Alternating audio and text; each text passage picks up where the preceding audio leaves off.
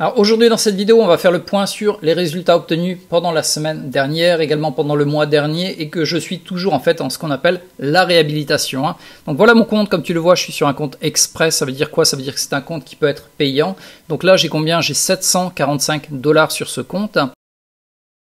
Et on va aller voir la performance de la semaine. Donc tu vas sur performance, on va choisir la semaine dernière, last week, on va sur Go.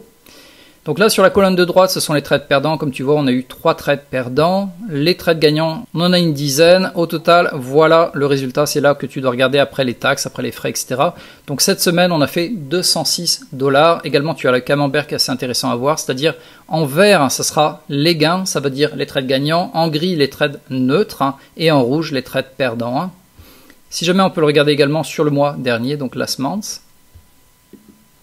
Et donc si je regarde pour le mois dernier ici, on a fait quoi? On a fait aux alentours de 1239 $. Toujours à nouveau pas mal un bon taux de réussite, on va dire la moitié des trades ou plus sont gagnants.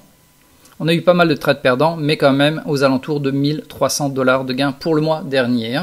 Par contre ce mois-ci malheureusement j'ai une série entre guillemets de trades perdants. C'était jeudi, vendredi de la semaine passée, pas la semaine dernière mais la semaine d'avant. Ce qui fait que maintenant je me suis mis en réhabilitation, c'est-à-dire que je vais observer ma perte suiveuse que je retrouve ici. Si jamais tu vois ici, ça c'est mon compte express.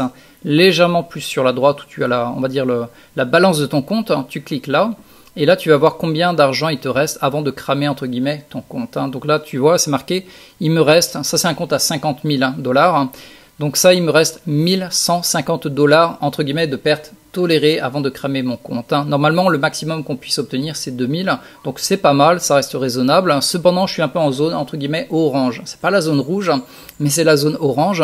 C'est pour ça que depuis semaine dernière, également éventuellement cette semaine, je vais continuer à trader avec un seul lot au lieu de 2 lots classiques.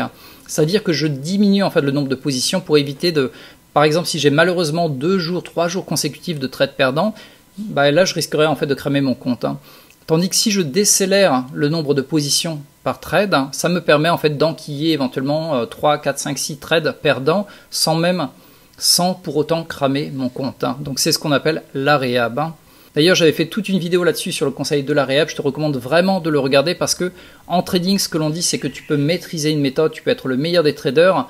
La seule chose que tu ne peux pas maîtriser, c'est le facteur chance et malchance. Et malheureusement, de temps en temps, tu vas avoir des séries de trades consécutifs négatifs.